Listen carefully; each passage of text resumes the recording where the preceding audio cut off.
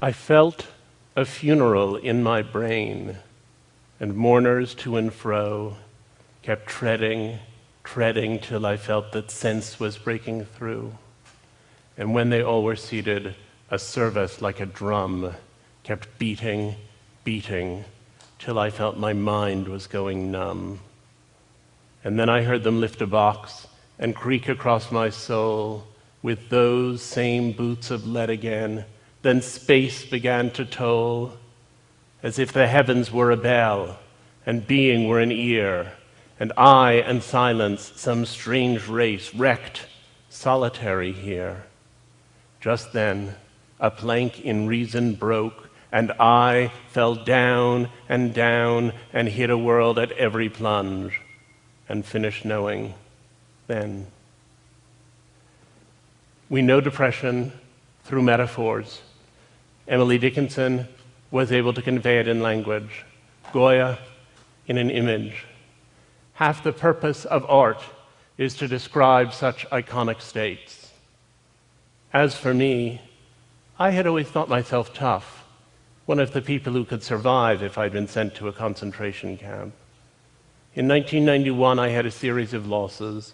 My mother died, a relationship I'd been in ended, I moved back to the United States from some years abroad, and I got through all of those experiences intact. But in 1994, 3 years later, I found myself losing interest in almost everything. I didn't want to do any of the things I had previously wanted to do, and I didn't know why. The opposite of depression is not happiness, but vitality. And it was vitality that seemed to seep away from me in that moment. Everything there was to do seemed like too much work. I would come home and I would see the red light flashing on my answering machine. And instead of being thrilled to hear from my friends, I would think, what a lot of people that is to have to call back. Or I would decide I should have lunch, and then I would think, but I'd have to get the food out and put it on a plate and cut it up and chew it and swallow it. And it felt to me like the Stations of the Cross. And one of the things that often gets lost in discussions of depression is that you know it's ridiculous. You know it's ridiculous while you're experiencing it. You know that most people manage to listen to their messages and eat lunch and organize themselves to take a shower and go out the front door, and that it's not a big deal. And yet, you are nonetheless in its grip, and you are unable to figure out any way around it. And so I began to feel myself doing less, and thinking less, and feeling less. It was a kind of nullity, and then the anxiety set in. If you told me that I have to be depressed for the next month, I would say as long as I know it'll be over in November, I can do it. But if you said to me, you have to have acute anxiety for the next month, I would rather slit my wrist than go through it. It was the feeling all the time, like that feeling you have if you're walking and you slip or trip and the ground is rushing up at you, but instead of lasting half a second the way that does, it lasted for 6 months. It's a sensation of being afraid all the time, but not even knowing what it is that you're afraid of. And it was at that point that I began to think that it was just too painful to be alive, and that the only reason not to kill oneself was so as not to hurt other people. And finally one day, I woke up and I thought perhaps I'd had a stroke, because I lay in bed completely frozen, looking at the telephone, thinking something is wrong and I should call for help. And I couldn't reach out my arm and pick up the phone and dial. And finally, after 4 full hours of my lying and staring at it, the phone rang, and somehow I managed to pick it up. And it was my father. And I said, I'm in serious trouble. We need to do something. The next day, I started with the medications and the therapy. And I also started reckoning with this terrible question. If I'm not the tough person who could have made it through a concentration camp, then who am I? And if I have to take medication, is that medication making me more fully myself? Or is it making me someone else? And how do I feel about it if it's making me someone else? I had 2 advantages as I went into the fight. The first is that I knew that, objectively speaking, I had a nice life, and that if I could only get well, there was something at the other end that was worth living for. And the other was that I had access to good treatment. But I nonetheless emerged and relapsed, and emerged and relapsed, and emerged and relapsed, and finally understood I would have to be on medication and in therapy forever. And I thought, but is it a chemical problem or a psychological problem? And does it need a chemical cure or a philosophical cure? And I couldn't figure out which it was. And then I understood that actually we aren't advanced enough in either area for it to explain things fully. The chemical cure and the psychological cure both have a role to play. And I also figured out that depression was something that was braided so deep into us that there was no separating it from our character and personality. I want to say that the treatments we have for depression are appalling. They're not very effective. They're extremely costly. They come with innumerable side effects. They're a disaster. But I am so grateful that I live now and not 50 years ago, when there would have been almost nothing to be done. I hope that 50 years hence, people will hear about my treatments and be appalled that anyone endured such primitive science. Depression is the flaw in love. If you were married to someone and thought, well, if my wife dies, I'll find another one, it wouldn't be love as we know it.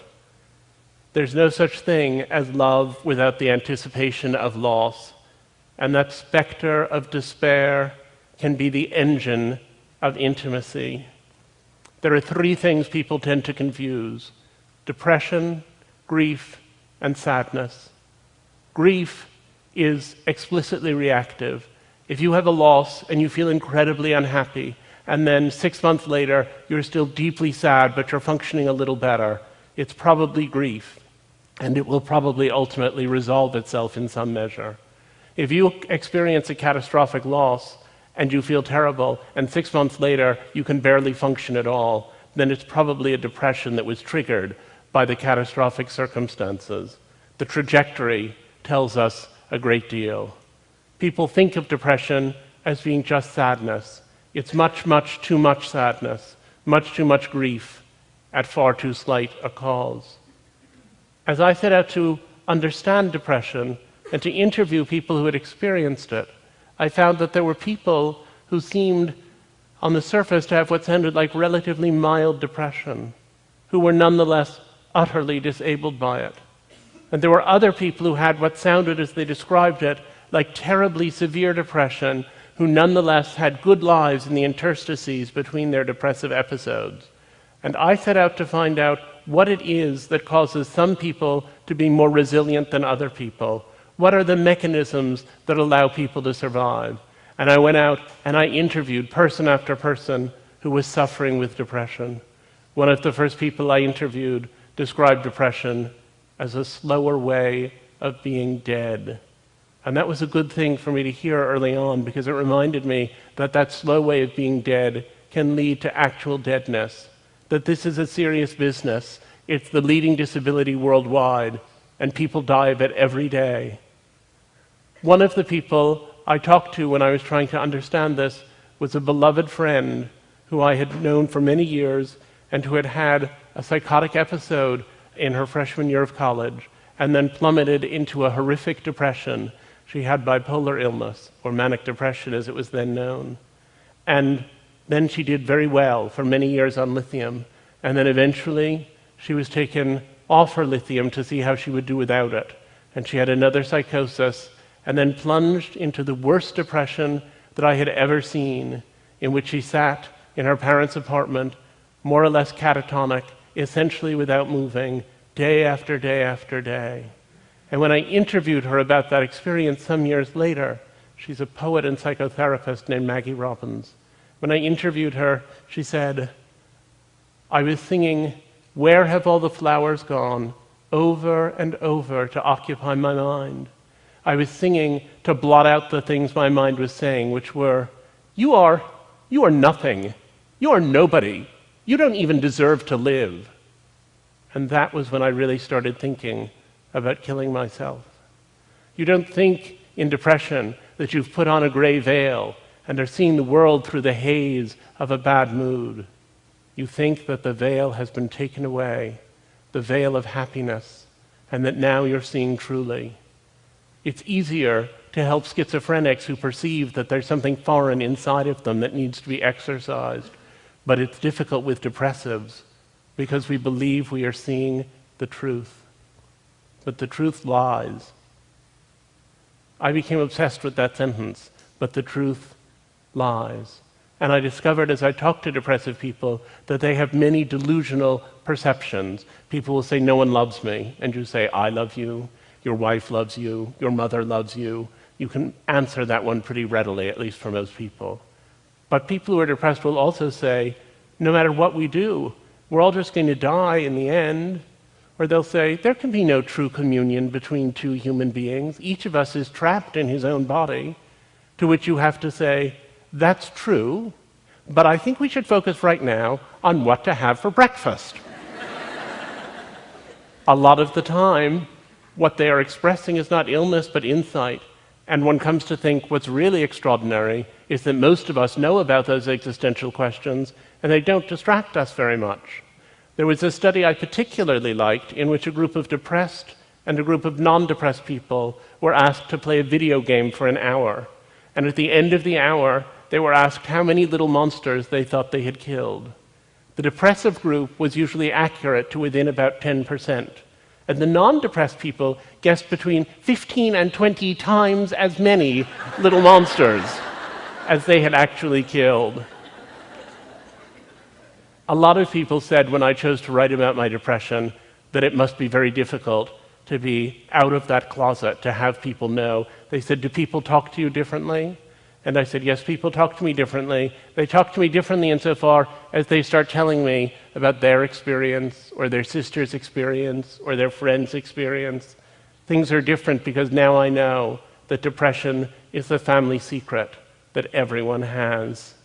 I went a few years ago to a conference, and on Friday of the 3-day conference, one of the participants took me aside and she said, I suffer from depression and I'm a little embarrassed about it, but I've been taking this medication and I just wanted to ask you what you think. And so I did my best to give her such advice as I could. And then she said, you know, my husband would never understand this. He's really the kind of guy to whom this wouldn't make any sense. So it's just between us. And I said, yes, that's fine.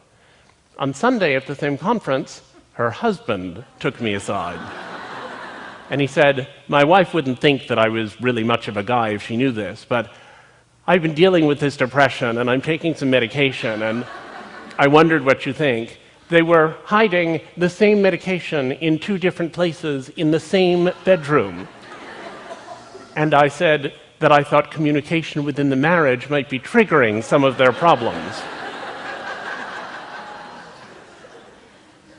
But I was also struck by the burdensome nature of such mutual secrecy. Depression is so exhausting. It takes up so much of your time and energy, and silence about it, it really does make the depression worse. And then I began thinking about all the ways people make themselves better. I'd started off as a medical conservative. I thought there were a few kinds of therapy that worked. It was clear what they were. There was medication, there were certain psychotherapies, there was possibly electroconvulsive treatment, and that everything else was nonsense. But then I discovered something. If you have brain cancer and you say that standing on your head for 20 minutes every morning makes you feel better, it may make you feel better, but you still have brain cancer and you'll still probably die from it. But if you say that you have depression and standing on your head for 20 minutes every day makes you feel better, then it's worked, because depression is an illness of how you feel. And if you feel better, then you're effectively not depressed anymore. So I became much more tolerant of the vast world of alternative treatments. And I get letters. I get hundreds of letters from people writing to tell me about what's worked for them. Someone was asking me backstage today about meditation. My favorite of the letters that I got was the one that came from a woman who wrote and said that she had tried therapy, she had tried medication, she had tried pretty much everything, and she had found a solution and hoped I would tell the world. And that was making little things from yarn. She sent me some of them, and I'm not wearing them right now. I suggested to her that she also should look up obsessive-compulsive disorder in the DSM. And yet, when I went to look at alternative treatments, I also gained perspective on other treatments. I went through a tribal exorcism in Senegal that involved a great deal of ram's blood and that I'm not going to detail right now. But a few years afterwards, I was in Rwanda working on a different project, and I happened to describe my experience to someone. And he said, well, you know, that's West Africa and we're in East Africa, and our rituals are in some ways very different, but we do have some rituals that have something in common with what you're describing. And I said, oh, and he said, yes. He said, but we've had a lot of trouble with Western mental health workers, especially the ones who came right after the genocide. And I said, what kind of trouble did you have? And he said, well, he said they would do this bizarre thing. He said they didn't take people out in the sunshine where you begin to feel better. They didn't include drumming or music to get people's blood going. They didn't involve the whole community. They didn't externalize the depression as an invasive spirit. Instead, what they did was they took people, one at a time, into dingy little rooms and had them talk for an hour about bad things that had happened to them.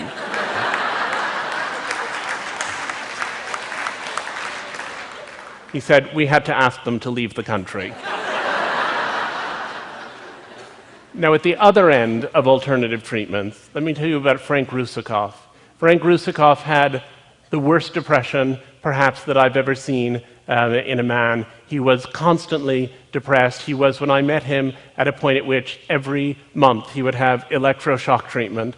Then he would feel sort of disoriented for a week. Then he would feel okay for a week. Then he would have a week of going downhill. And then he would have another electroshock treatment. And he said to me when I met him, it's unbearable to go through my weeks this way. I can't go on this way, and I figured out how I'm going to end it if I don't get better. But, he said to me, I heard about a protocol at Mass General for a procedure called a cingulotomy, which is a brain surgery, and I think I'm going to give that a try. And I remember being amazed at that point to think that someone who clearly had so many bad experiences with so many different treatments still had buried in him somewhere enough optimism to reach out for one more. And he had the cingulotomy, and it was incredibly successful. He's now a friend of mine. He has a lovely wife and 2 beautiful children. He wrote me a letter the Christmas after the surgery, and he said, my father sent me 2 presents this year. First, a motorized CD rack from the Sharper Image that I didn't really need, but I knew he was giving it to me to celebrate the fact that I'm living on my own and have a job I seem to love. And the other present was a photo of my grandmother, who committed suicide. As I unwrapped it, I began to cry, and my mother came over and said, are you crying because of the relatives you never knew? And I said, she had the same disease I have. I'm crying now as I write to you. It's not that I'm so sad, but I get overwhelmed. I think because I could have killed myself, but my parents kept me going, and so did the doctors, and I had the surgery. I'm alive and grateful. We live in the right time, even if it doesn't always feel like it.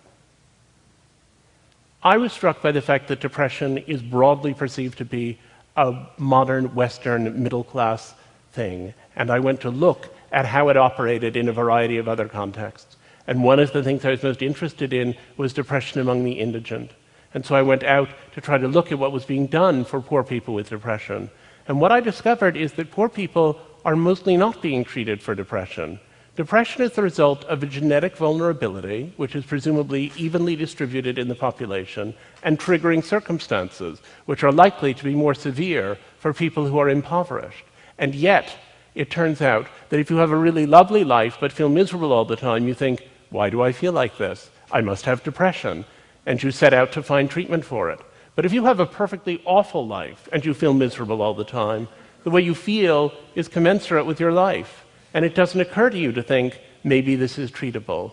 And so we have an epidemic in this country of depression among impoverished people that's not being picked up and that's not being treated and that's not being addressed. And it's a tragedy of a grand order. And so I found an academic who was doing a research project in slums outside of DC, where she picked up women who had come in for other health problems and diagnosed them with depression, and then provided 6 months of the experimental protocol. One of them, Lolly, came in, and this is what she said the day she came in. She said, and she was a woman, by the way, who had 7 children. She said, "I used to have a job, but I had to give it up because I couldn't go out of the house. I have nothing to say to my children. In the morning, I can't wait for them to leave, and then I climb in bed and pull the covers over my head. And 3 o'clock when they come home, it just comes so fast." She said, "I've been taking a lot of Tylenol, anything I can take so that I can sleep more. My husband has been telling me I'm stupid, I'm ugly. I wish I could stop the pain." Well, she was brought into this experimental protocol, and when I interviewed her 6 months later, she had taken a job working in childcare for the US Navy. She had left the abusive husband, and she said to me, "My kids are so much happier now." She said, "There's one room in my new place for the boys and one room for the girls, but at night they're just all up on my bed and we're doing homework all together and everything. One of them wants to be a preacher, one of them wants to be a firefighter, and one of the girls says she's going to be a lawyer. They don't cry like they used to, and they don't fight like they did. That's all I need now, is my kids. Things keep on changing. The way I dress, the way I feel, the way I act. I can go outside not being afraid anymore, and I don't think those bad feelings are coming back. And if it weren't for Dr. Miranda and that, I would still be at home with the covers pulled over my head, if I were still alive at all. I asked the Lord to send me an angel, and he heard my prayers." I was really moved by these experiences, and I decided that I wanted to write about them, not only in a book I was working on, but also in an article. And so I got a commission from the New York Times Magazine to write about depression among the indigent. And I turned in my story, and my editor called me and said, "We really can't publish this." And I said, "Why not?" And she said, "It just is too far-fetched. These people who are sort of at the very bottom rung of society, and then they get a few months of treatment, and they're virtually ready to run Morgan Stanley. It's just too implausible." She said, "I've never even heard of anything like it." And I said, "The fact that you've never heard of it is an indication that it is news."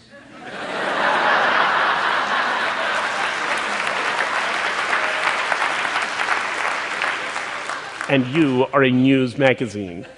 So after a certain amount of negotiation, they agreed to it. But I think a lot of what they said was connected in some strange way to this distaste that people still have for the idea of treatment, the notion that somehow if we went out and treated a lot of people in indigent communities, that would be an exploitative thing to do because we would be changing them. There's this false moral imperative that seems to be all around us, that treatment of depression, the medications and so on, are an artifice and that it's not natural. And I think that's very misguided. It would be natural for people's teeth to fall out, but there is nobody militating against toothpaste, at least not in my circles. And people then say, well, but isn't depression part of what people are supposed to experience? Didn't we evolve to have depression? Isn't it part of your personality? To which I would say, mood is adaptive. Being able to have sadness and fear and joy and pleasure and all of the other moods that we have, that's incredibly valuable. And major depression is something that happens when that system gets broken. It's maladaptive. People will come to me and say, I think, though, if I just stick it out for another year, I think I can just get through this. And I always say to them, you may get through it, but you'll never be 37 again. Life is short. And that's a whole year you're talking about giving up. Think it through. It's a strange poverty of the English language, and indeed of many other languages, that we use the same word, depression, to describe how a kid feels when it rains on his birthday, and to describe how somebody feels the minute before they commit suicide. People say to me, well, is it continuous with normal sadness? And I say, in a way, it's continuous with normal sadness. There is a certain amount of continuity, but it's the same way there's continuity between having an iron fence outside your house that gets a little rust spot that you have to sort of sand off and maybe do a little repainting, and what happens if you leave the house for 100 years and it rusts through until it's only a pile of orange dust. And it's that orange dust spot, that orange dust problem, that's the one we're setting out to address. So now people say, you take these happy pills and do you feel happy? And I don't. But I don't feel sad about having to eat lunch, and I don't feel sad about my answering machine, and I don't feel sad about taking a shower. I feel more, in fact, I think, because I can feel sadness without nullity. I feel sad about professional disappointments, about damaged relationships, about global warming. Those are the things that I feel sad about now. And I said to myself, well, what is the conclusion? How did those people who have better lives, even with bigger depression, manage to get through? What is the mechanism of resilience? And what I came up with over time was that the people who deny their experience, the ones who say, I was depressed a long time ago, and I never want to think about it again, and I'm not going to look at it, and I'm just going to get on with my life. Ironically, those are the people who are most enslaved by what they have. Shutting out the depression strengthens it. While you hide from it, it grows. And the people who do better are the ones who are able to tolerate the fact that they have this condition. Those who can tolerate their depression are the ones who achieve resilience. So Frank Rusakov said to me, if I had it to do over, I suppose I wouldn't do it this way. But in a strange way, I'm grateful for what I've experienced. I'm glad to have been in the hospital 40 times. It taught me so much about love, and my relationship with my parents and my doctors has been so precious to me and will be always. And Maggie Robbins said, I used to volunteer in an AIDS clinic, and I would just talk and talk and talk. And the people I was dealing with weren't very responsive, and I thought, that's not very friendly or helpful of them. And then I realized that they weren't going to do more than make those first few minutes of small talk. It was simply going to be an occasion where I didn't have AIDS and I wasn't dying, but could tolerate the fact that they did, and they were. Our needs are our greatest assets. It turns out I've learned to give all the things I need. Valuing one's depression does not prevent a relapse, but it may make the prospect of relapse, and even relapse itself, easier to tolerate. The question is not so much of finding great meaning and deciding your depression has been very meaningful. It's of seeking that meaning and thinking when it comes again, this will be hellish, but I will learn something from it. I had learned in my own depression how big an emotion can be, how it can be more real than facts. And I have found that that experience has allowed me to experience positive emotion in a more intense and more focused way. The opposite of depression is not happiness, but vitality. And these days, my life is vital, even on the days when I'm sad. I felt that funeral in my brain, and I sat next to the Colossus at the edge of the world. And I have discovered something inside of myself that I would have to call a soul, that I had never formulated until that day 20 years ago when hell came to pay me a surprise visit. I think that while I hated being depressed and would hate to be depressed again, I found a way to love my depression. I love it because it has forced me to find and cling to joy. I love it because each day I decide, sometimes gamely and sometimes against the moment's reason, to cleave to the reasons for living. And that, I think, is a highly privileged rapture. Thank you.